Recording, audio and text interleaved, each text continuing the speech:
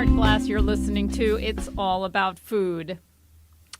Today is the day after Earth Day, April 23rd, 2019. It's also the day after my birthday.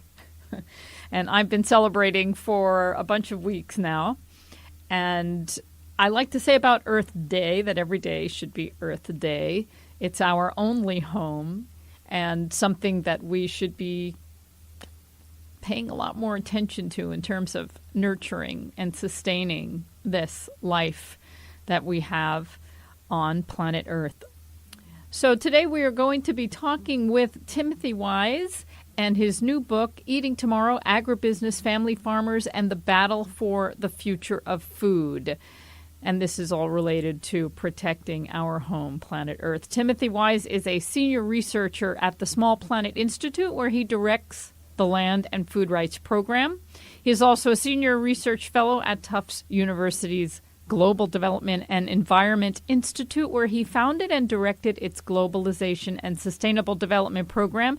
He previously served as executive director of the U.S.-based aid agency Grassroots International, and he is the author of Confronting Globalization, Economic Integration, and Popular Resistance in Mexico. And we're going to be talking about the new book, Eating Tomorrow. Welcome, Timothy, to It's All About Food.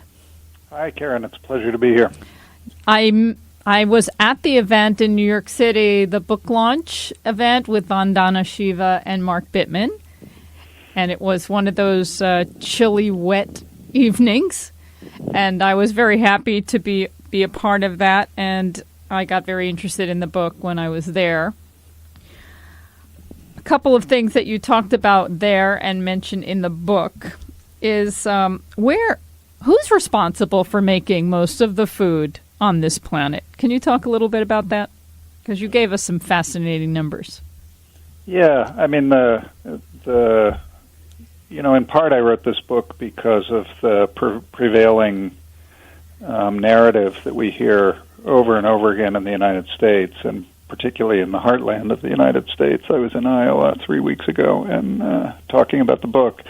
And it's this narrative that we feed the world, and how are we going to feed the world? And the implication, of course, is that the we are the rich countries with their high yield agriculture, and it's just profoundly misleading and actually arrogant, because 70% of the food consumed in developing countries in the world is grown by the people in those countries, and the majority of that is grown by small-scale farmers, most of them women.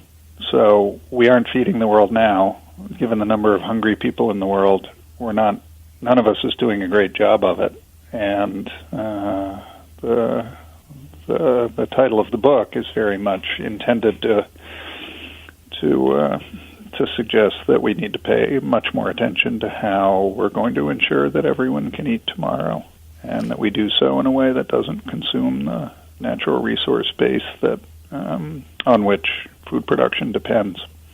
Well, I love the way you had mentioned that Francis Moore Lepay had helped you with the title, Eating Tomorrow, and how it's a layered title, that it's not just about having enough food for tomorrow, but the fact that we're eating up the resources that we need today to create food for tomorrow. Yeah, that's right. And I think on some level we're all aware of that. It's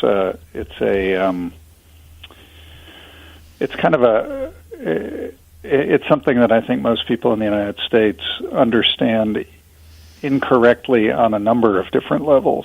On the one hand, this sort of how will we feed the world implies that there's a scarcity of food, and of course we now grow food that's probably adequate for 10 billion people when we have 7 billion on the planet. So the issue isn't total food production. There's enough. As Francis Moore Lepay has said for years, hunger isn't the product of a scarcity of food, it's a product of the scarcity of power on the part of the poor to command the resources they need to feed their families. That can be money, that can be food-producing resources like land. And so so there's I think there's a real need to keep educating ourselves and our own citizens here in the U.S. that the world is fed in very different ways, that we don't need to push alarm buttons about whether we can produce collectively in aggregate enough food. We do need to push alarm buttons about resource use and about inequality, and those are the two things that are really threatening our ability to make sure that everyone can eat tomorrow.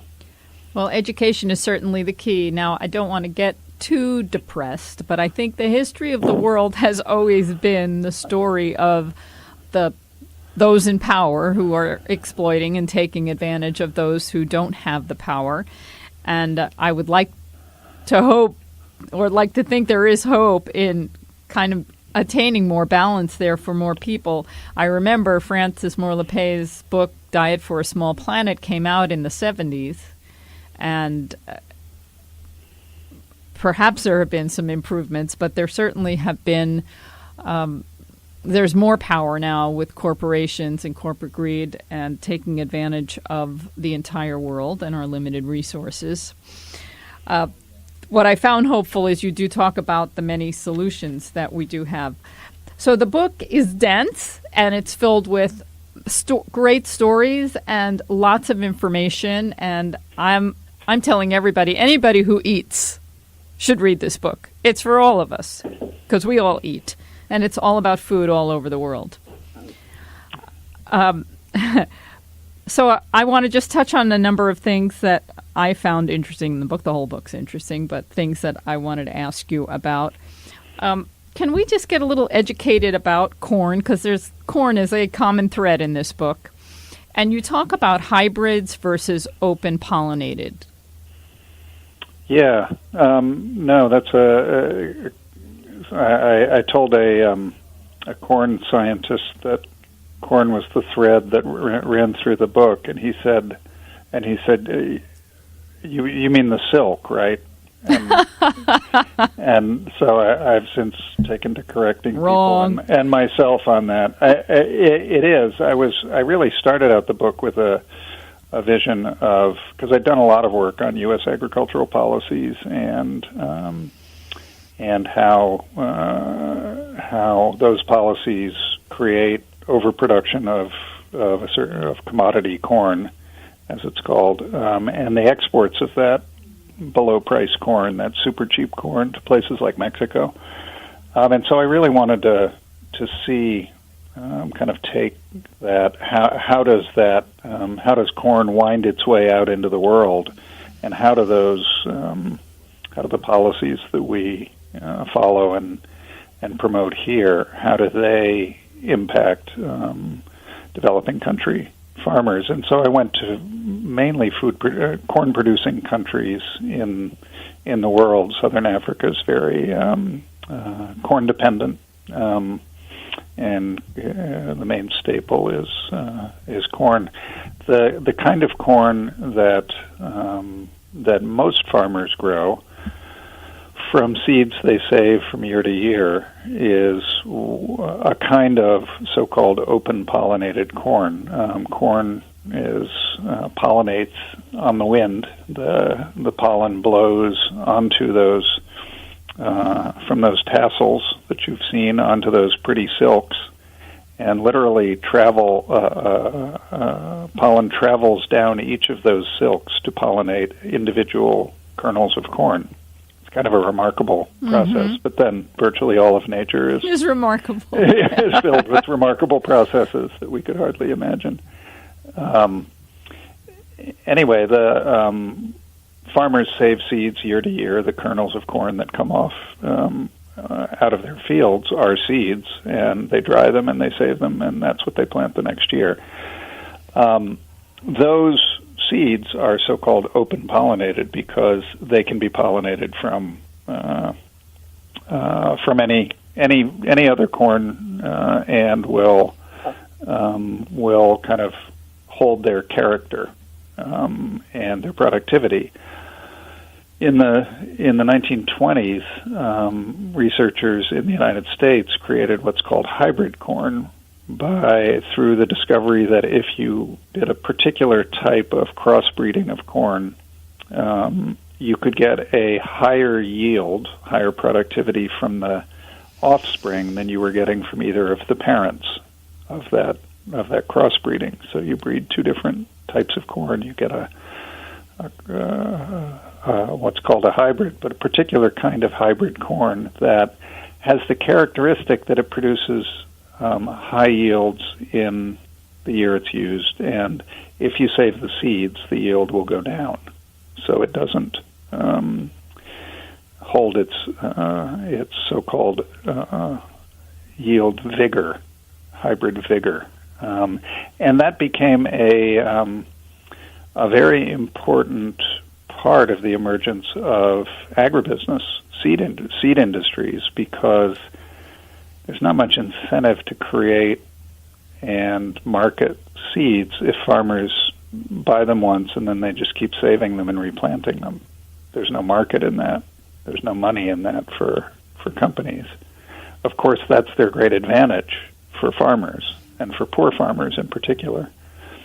So hybrid seeds created the impetus for a real corn seed market, and a lot of what the book talks about is how the companies and governments and philanthropic initiatives like the Bill and Melinda Gates Foundation are actively promoting the cultivation of those hybrid corn seeds, the seeds produced by these multinational firms, Monsanto among them, but certainly not alone among them, all over the world, and particularly trying to get farmers in Africa using more of them as part of the so-called Alliance for a Green Revolution in Africa. It's important to realize that we're not even talking about genetically modified organisms. We're not talking about plants that are from genetically modified organisms that have been created for a variety of reasons.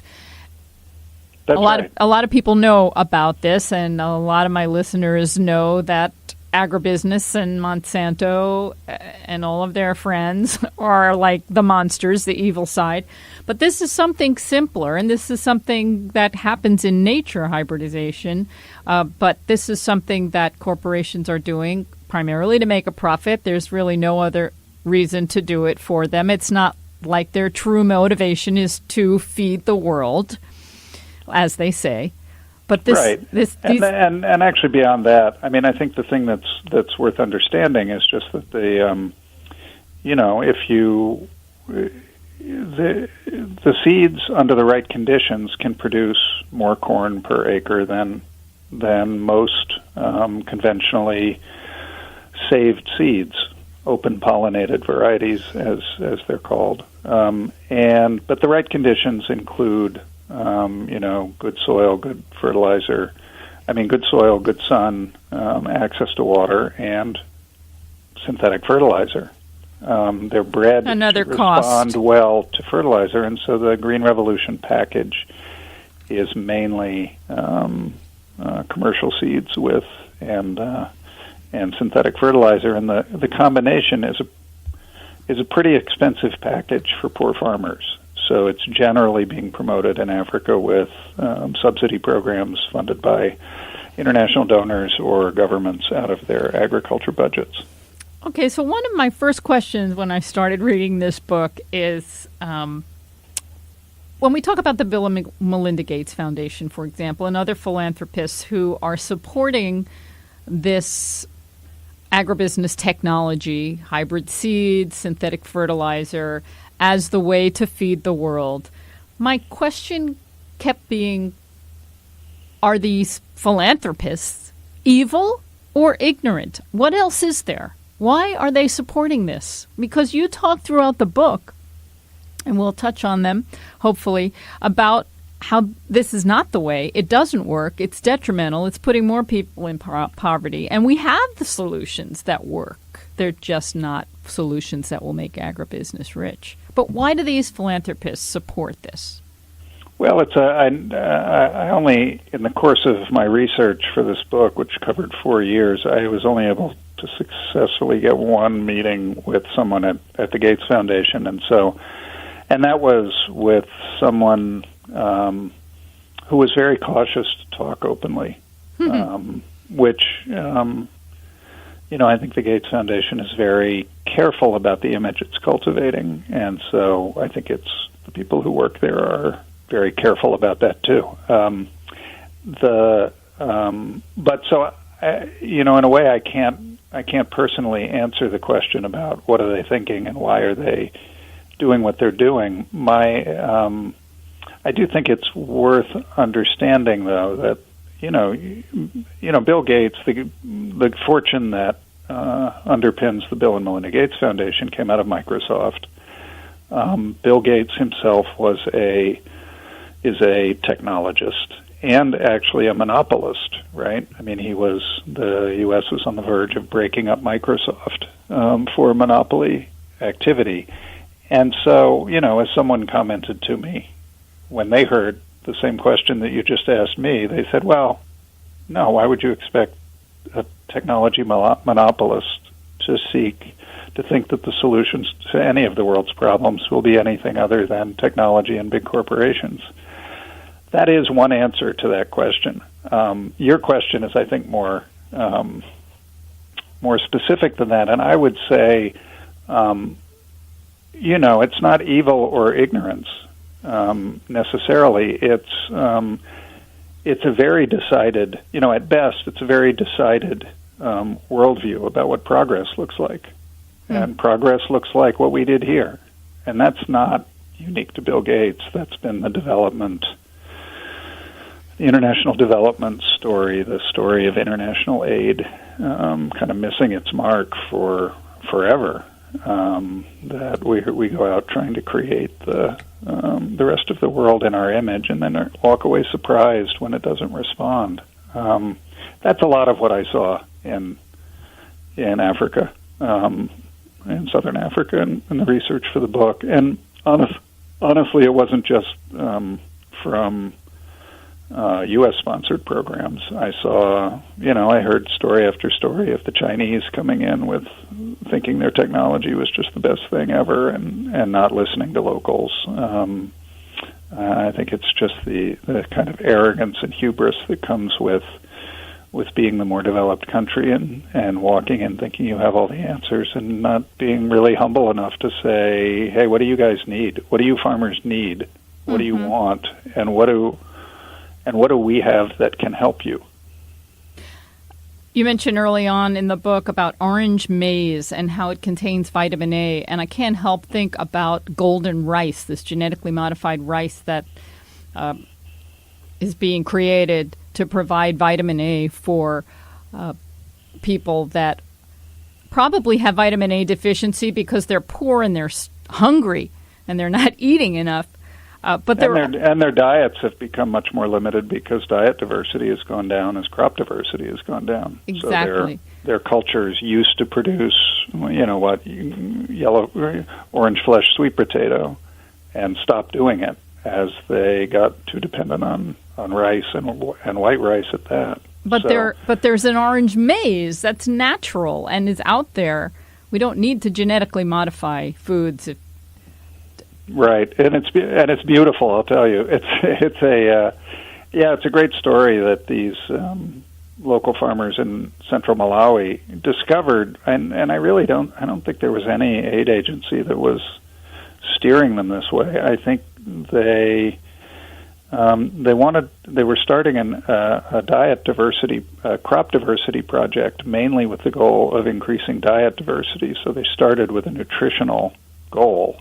Because they just saw these kind of corn-dependent farmers with corn-dominated diets, and it just wasn't healthy for the people in the region.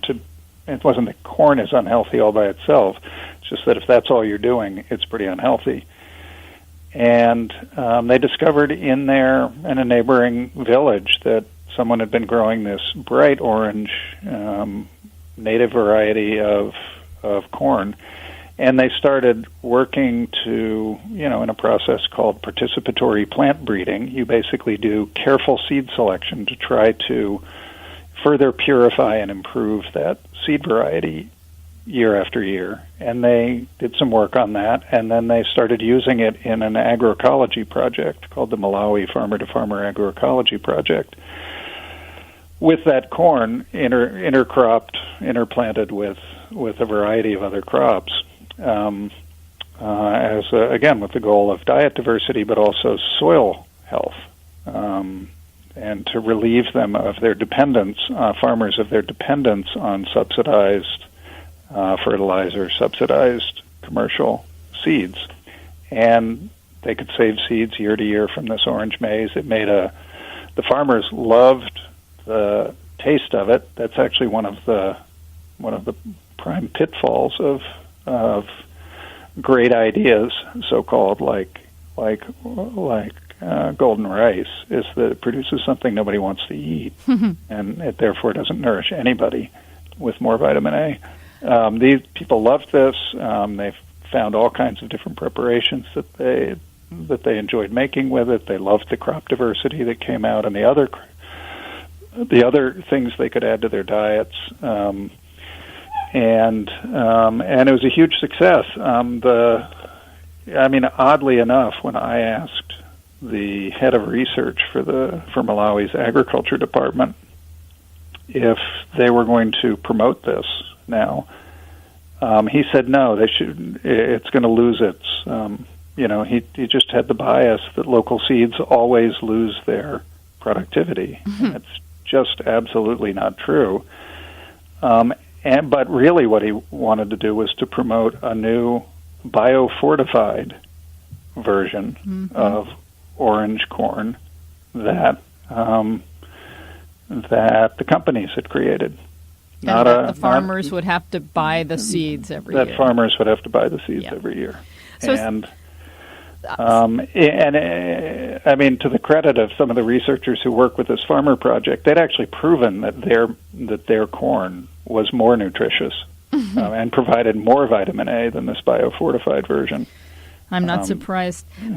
You mentioned before the scientists, the big corporations, agribusiness, they create or they try to create seeds that yield higher. That's the big thing. Oh, this is going to give you a greater yield. But that's not the only important parameter, and sometimes some other parameters are more important than yield. You mentioned storability and poundability.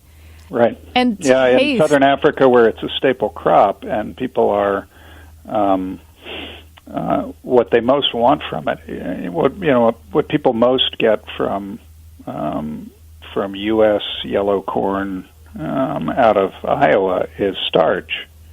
That's what it's grown for. Which is carbohydrates for farm animals and sugars for ethanol production, basically. But they're eating it, and what they want most is grain, and they want actual edible grain. And so it's a different kind of breeding that you do, and it's a different kind of corn that you get, and poundability relates to sort of how much grain you can easily mill from those kernels of corn. Okay, let's jump to Iowa. You mentioned visiting Iowa and speaking recently to some folks there. I'm kind of curious to hear how that went. But you talked about lots of different issues, and they're all quite compelling. I'll start with, you mentioned Roswell Garst, who was a seed entrepreneur and was promoting a hybrid version and was quite passionate about it, thinking it would really help to feed the world. And now his granddaughters are doing more sustainable work. I was kind of curious when you quoted Liz Garst as saying farmers don't know their soil is eroding. How do they not know? Yeah, it's a good question. I think they know more and more. I mean, that's my sense. I mean, I've been sort of, covering and following what's going on in Iowa for the book for a good 5 years now. And being back there now, I was struck at how there seemed to be a much greater sense on the part of farmers, and this wasn't from my talking to farmers so much as from people who work with farmers talking about their work, that the farmers see much more that climate change is a big threat to them. It's real. They'd just seen the huge floods when I was there. There were still tree trunks underwater in some low-lying areas, so you could still see the remnants of it. Nebraska was hit harder than Iowa, but parts of Iowa were hit pretty badly. And everyone seemed to kind of nod their heads like, yeah, this is climate change related. And given the way we farm, the floodwaters washed away a ton of topsoil because the land was just bare when the floods hit. Nothing to hold it in place, no roots, no cover crop, no prairie grass, nothing to hold it in place, and the whole landscape, since the ethanol boom drove up prices and made all the farmers take their land, a lot of farmers took their land out of conservation and put it into corn to take advantage of the high prices. It's like there's no grasslands left to filter and stop the erosion before it hits the stream beds. So you just get. So I do think storms like this recent one, they'd also come off a winter like they'd never seen. Cold temperatures. I don't know if you remember the reports of. I mean, temperatures of. I think they hit 40 below without wind chill. I mean, really yes, unprecedented low temperatures. Unusually high snowpack. From late into the season, which is why the floods happened, because this bomb cyclone, they called it, came in dumping huge amounts of rain on top of snow, on top of frozen ground, so it couldn't be absorbed into the ground, and you got this huge runoff of water creating the floods. I think people see it more, and farmers are more aware than maybe.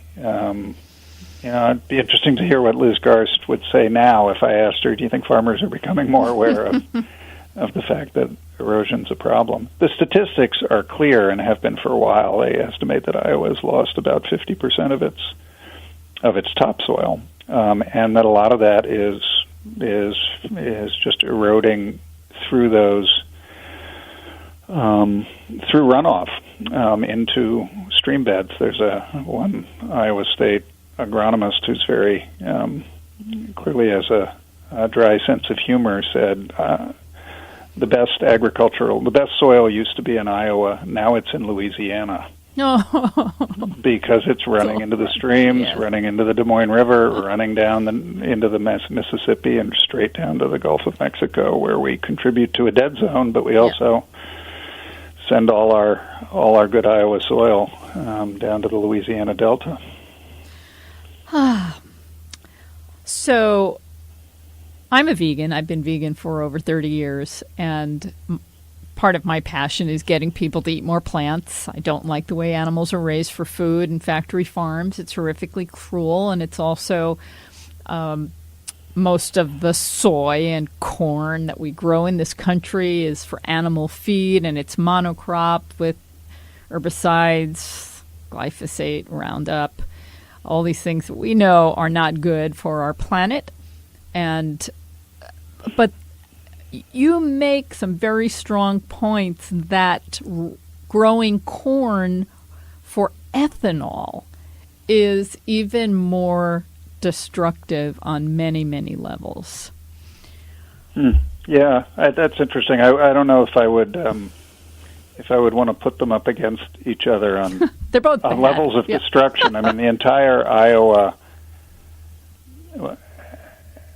corn, soy, pork, ethanol complex is just tremendously destructive and unsustainable. But ethanol, people forget the ethanol connection. Okay, so maybe you were making a strong point for ethanol because we're not considering it. Well, that's right. I think the point is that ethanol went in a very, very short period of time due to government incentives, the renewable fuel standard mandating 10% ethanol use in gasoline mixtures, mainly, but also some subsidies and some tax credits and other things. In a very short period of time, ethanol, the percentage of corn used for ethanol went from about 10% to about 40% of the corn crop. And what it did was it finally created a price crisis, right? You divert that much of a major food crop in the major producing country in the world that is also the major exporter of corn in the world, and you do create scarcity. And so scarcities and perceived scarcities were created in corn and other related crops because as the demand for corn went up, farmers just started shifting their land out of other crops and into corn because that's where the money was. That's where the prices were. And so the biggest impact, the most destructive impact I saw in Iowa was the diversion of land and resources into corn, which, given how corn-dominated Iowa already was, is kind of a remarkable thing. But about 500,000 acres in that time period were pulled out of conservation land. That's land that farmers had enrolled in the conservation program with the U.S. Department of Agriculture, and they were being paid to keep their land in conservation. And that meant in grasses, in native grasses, in woodlands, in wetlands, to not farm it. And 500,000 acres came out. Wow. just in Iowa. And that meant that all of the corn and soybean fields went straight up to riverbeds, to the sides of rivers, and the very much more of the runoff went unfiltered into the waterways, and so did the soil. So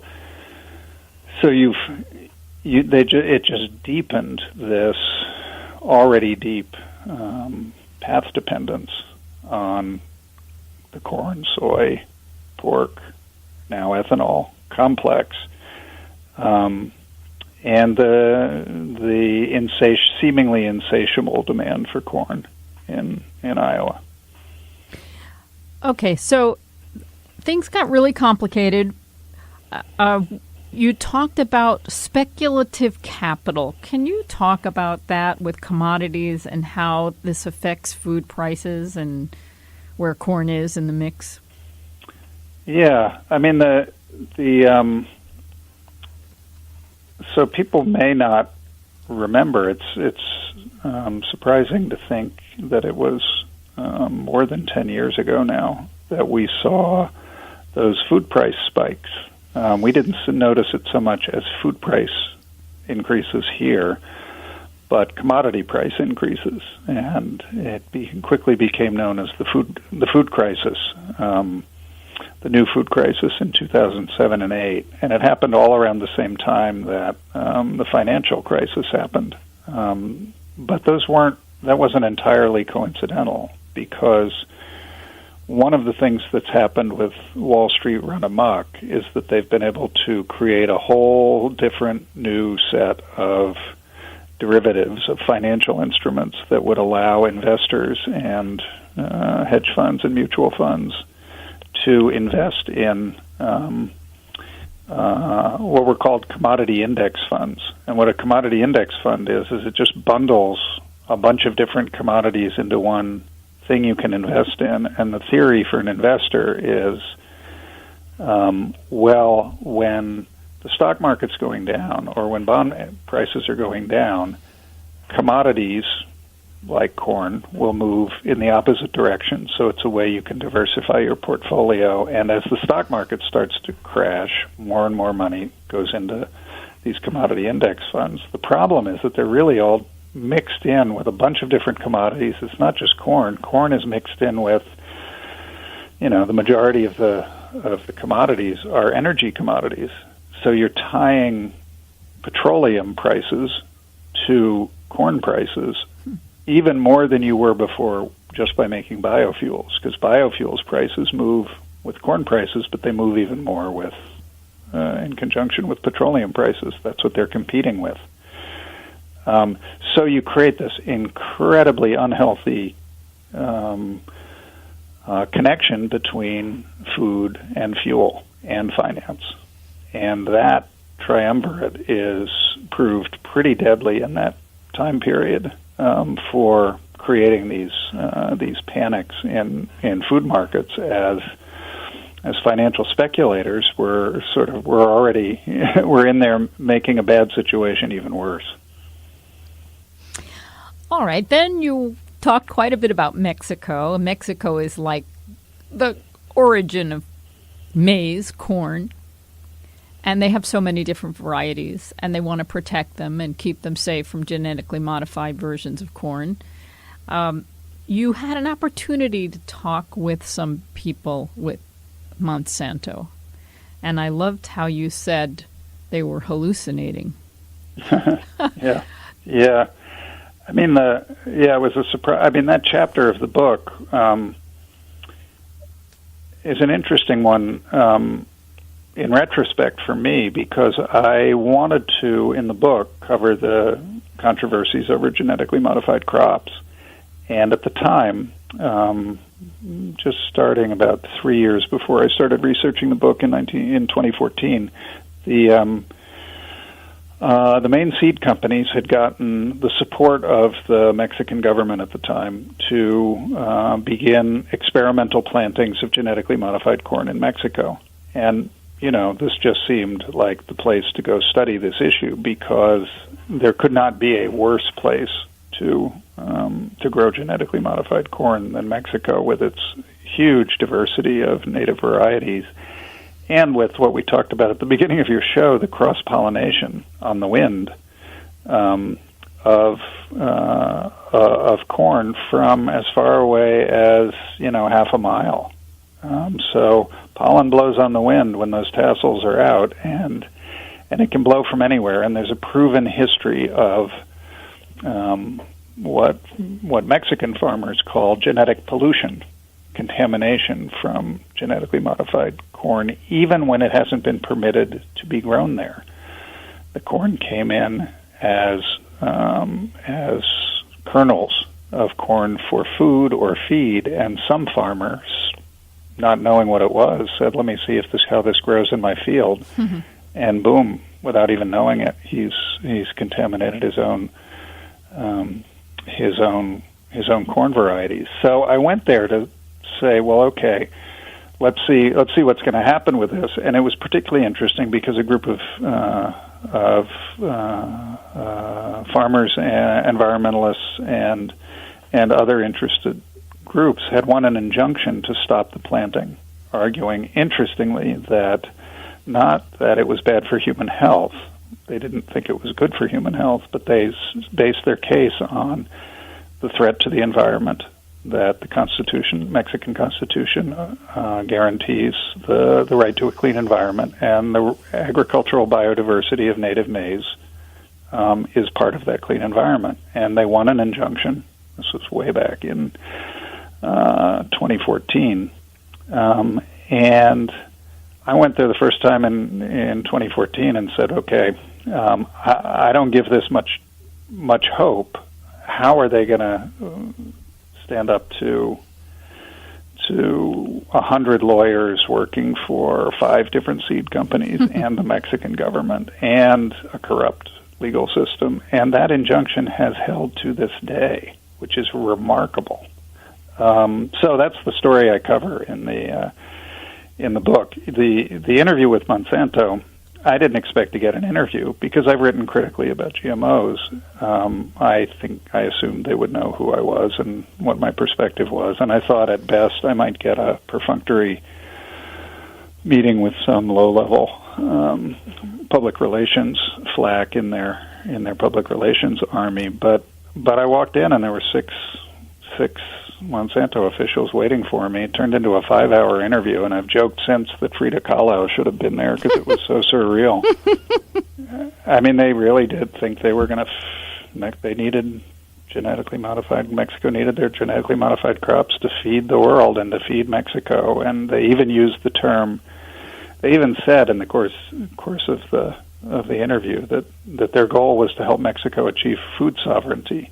And they used that term, which I really did almost fall off my chair with that one. I mean, your listeners may well know that that's really a term coined by La Via Campesina, the international peasant movement, to describe the need to try to for communities to protect themselves from companies like Monsanto. Yes, well, that's not unusual. Local control. It's not unusual when corporations take over words that grassroots movements are using. No, but this one was so tone deaf. I was shocked. It was beyond what I could have imagined, and they revealed a lot of things they shouldn't have revealed because I wrote about them. They revealed that they were. That's right. They weren't just promoting yellow maize. They were. That's right. That's right. Yellow maize is imported from the U.S. mostly to Mexico for animal feed and other processed foods, and that was kind of what they had been given permission to experiment with in the more isolated parts of northern Mexico. But they said no. We're going because we want the white corn market, which is the market that provides corn to tortillas and tamales and tacos and every other preparation that is central to the Mexican diet. And the last thing people in Mexico want is genetically modified tortillas. So that was a little bit of a bombshell. They also said, and this, I guess, in retrospect doesn't surprise me, but it did at the time, that they would admit it, that they didn't think so-called gene flow, transgenic genes flowing to native varieties, mattered. They just didn't think it mattered. It's like, so what?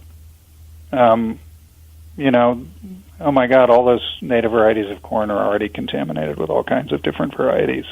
Yes, so let's just take control. Exactly. And we can now think, I mean, I now listen to all the stories about the battles in Arkansas over dicamba, another Monsanto product, another herbicide, because Roundup is failing due to weed resistance, and how the drift from the sprayings is harming neighboring fields and crops, and now other farmers are suing farmers. There's huge conflicts. And the Monsanto's approach is very much like, well, they can protect themselves from contamination. They just need to buy our dicamba-ready seeds, and then they won't have that problem. Tim, I know that you're busy and you have to go, and we'll just have a few more minutes, but can you leave us with some hopeful thoughts about what we can do? Oh, yeah. I mean, what was so hopeful about this book, about doing the research for this book, is that, there really are low-cost solutions all around us everywhere I went. That farmers, community organizations, nonprofit organizations have promoted, have tested, are trying have been trying and implementing in active ways that could so easily be scaled up.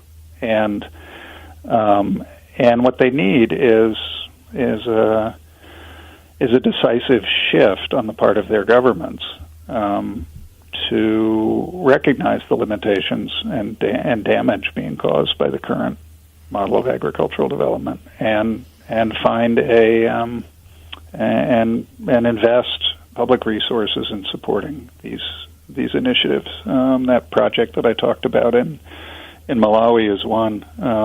I mean, the other is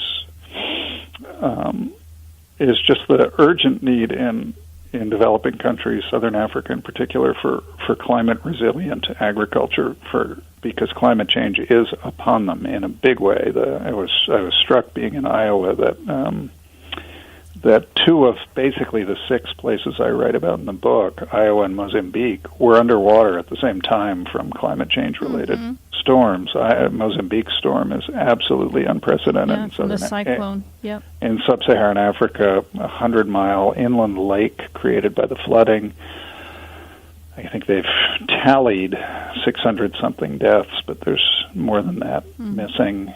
People in trees being washed away by floodwaters. I mean, just horrific. But I'd seen these climate changes documented and retold by farmers in my research. And what was impressive about the women, mainly women who ran these farmers associations, is that they were using ecological farming. They were, which was a very climate resilient way to farm, and they credited their ability to withstand droughts and floods. They even withstood their irrigation channels filling with salt water when their river dried up in a drought. The river that fed their irrigation channels dried up in a drought, and the Indian Ocean, swollen with sea level rise, flowed back up the riverbed and into their irrigation channels, poisoning their land with salt water. Just astonishing. And yet I said, are your kids hungry? Are you... we're okay for now. And they were okay for now because of the way they farmed and the variety of crops they grew. And the variety of crops they grew meant that when the corn crop failed, they had yucca in the ground that didn't. They had a variety. It was diversifying their risk. It's such a simple and obvious strategy. And yet what are governments doing? They're promoting monocropping of corn with synthetic fertilizer, which does nothing to strengthen the quality of the soil, does nothing to give it organic content that will make it hold moisture, so in a drought, fewer crops will die. Nothing to put roots in that ground so that when a flood comes through and that some of that soil won't wash away. That's what these farmers are doing. And that's what lots of farmers need to be doing. And I'm telling you, I'm working on a piece now that connects what I saw in Mozambique with what I saw in Iowa. Some of the solutions, they wouldn't look the same because Iowa's agriculture and landscape is such large-scale farms, but some of the principles would be the same. Someone wrote recently, Iowa needs to take 30% of its land out of corn and soybeans and put it in grasslands. And those grasslands could be for a better kind of ethanol, cellulosic ethanol, that wouldn't be so damaging and would be much more productive. Or it could be put into grazing land for cattle, which used to be a commonplace sight in Iowa until industrial agriculture moved all the animals into these factory farms. And so it's like, there it is right there. It's, we can remember when it looked like that in Iowa. We can do that again. And that's the hopeful thing, is that, maybe in the U.S., there's a lot of discussion now of the Green New Deal, and one of the big open planks in that relates to our food system and our agriculture. And there's a lot of hope that that will include farmers in a constructive, progressive way, that it will help move that landscape that's so dominated by corn, soy, hog, and ethanol farms onto a more sustainable path. Well, Timothy Wise, thank you for joining me today on It's All About Food, and thank you for writing Eating Tomorrow, Agribusiness, Family Farmers, and the Battle for the Future of Food. Such an important work, and I'm so glad we got to talk about it today. Thanks so much. Okay. All right, we just have a few minutes left. I cannot encourage you enough, okay? This is an important book. It needs to be read. It needs to be digested. It needs to be shared. We all need to be talking about it. Get a copy. Send it to your representatives. Have conversations about them. Have potlucks and talk about the subjects that are touched upon in this book. We all need to understand what's really going on. And what's exciting is that there are solutions. They're right here in front of our faces and all over the world. And the solutions vary based on the location and the culture But what's important is diversity. What's important is sustainability. And what's important is, we didn't even talk about land grabbing in the book, which is another important topic. But what's important is getting the land to the people who need it so that they can grow food to feed their families. It's an important book. Will you read it for me? Eating tomorrow. Okay. And I'm hungry and I'd like to eat today, and I will in a little while. Doesn't matter. Whenever I'm talking about food, it always makes me hungry. I wanted to mention a dear friend of mine who just passed on Sunday, Marianne Lederer. She was 77 years old, and I don't think anyone expected her to live that long. She was a great volunteer and a food activist, vegan activist. She had been shot in the back when she was 35 years old and became a paraplegic. And when she was 70, she wrote an article. It's on my responsibleeatingandliving.com website. I'm going to put it on the homepage later on today so you can read it. But her story was so inspiring. And when she was first going through living in a wheelchair, she wasn't eating a healthy diet, and she became very weak and fragile. And she happened to connect with a naturopath, Dr. Barbash, who helped her considerably and taught her a number of principles, and I want to highlight some of them, for healthy eating and living. And this is what really enabled her to live a long and very productive life. And she did her best to share this information throughout her circles. Principle number 1 is eat from the garden. And the fresher the food is, the less time that passes when food is picked is the better. Food loses its potency. We want to eat it as fresh as we can. Another principle is that all illness is toxicity or deficiency or both. And the standard American diet, the SAD diet, is both toxic and deficient in nutrients. And that's why there are so many chronic diseases today. So the idea is to avoid consuming foods that are toxic or foods that are empty in nutrition. Now, a third principle is that health problems can be acute and chronic. And acute problems include things like discharging toxins. And that includes colds, fevers, and diarrhea, and vomiting. And these are healing crises. And she would say that when we have high fever, that shows vitality. It's a good sign. It's our body's way of healing ourselves.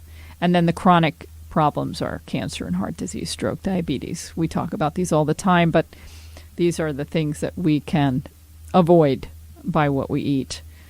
The principle number 4 is eat whole foods. How many times do we talk about this on this show? Whole, minimally processed plant foods, please. And as organic as possible, which is principle number 5. And principle number 6 is to eat mostly raw foods.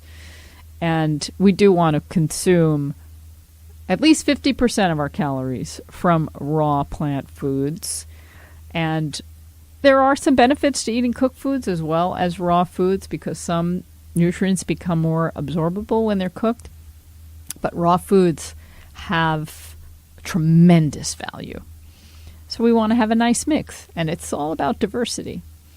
And so she followed lots of these principles, juicing and fasting and drinking lots of water and chewing your food, all important. And she lived a good life, and I'm sad that she's left us. But she did leave behind her artwork. And you can see some of that at mariannepaintings.com. Some of her colorful, whimsical paintings that are filled with joy and an idea that we can all live peacefully together. So I'm saying goodbye to Marianne Litterer. She will be missed. Okay, we have, a minute left? Minute and a half. So much has been going on here at where I live, Responsible Eating and Living, and I always like to invite you to join me at my website, responsibleeatingandliving.com. My blog continues, What Vegans Eat. I've been talking a lot about my birthday, which I've been celebrating for 2 weeks, and I plan on continuing celebrating to the end of the month. And there's been a lot of good food in my blogs. You might want to check it out. We went to Bear Burger recently. I've mentioned them once before. They're a chain. They're not vegan, but now they're boasting a 50% vegan menu. And I think they're smart for doing that. So if you have an opportunity, you might want to check them out. I really like getting my vegan burger. I prefer the homemade burgers that they have made with beans rather than the commercial Beyond Burger or the Impossible Burger, but you can get it wrapped in a collard leaf, which I think is really fantastic. All right. Thank you for joining me today on It's All About Food. I hope you pick up your copy of Eating Tomorrow today. Eating Tomorrow by Timothy Y. Such an important book. I am Karen Hartglass. You've been listening to It's All About Food. Have a delicious week.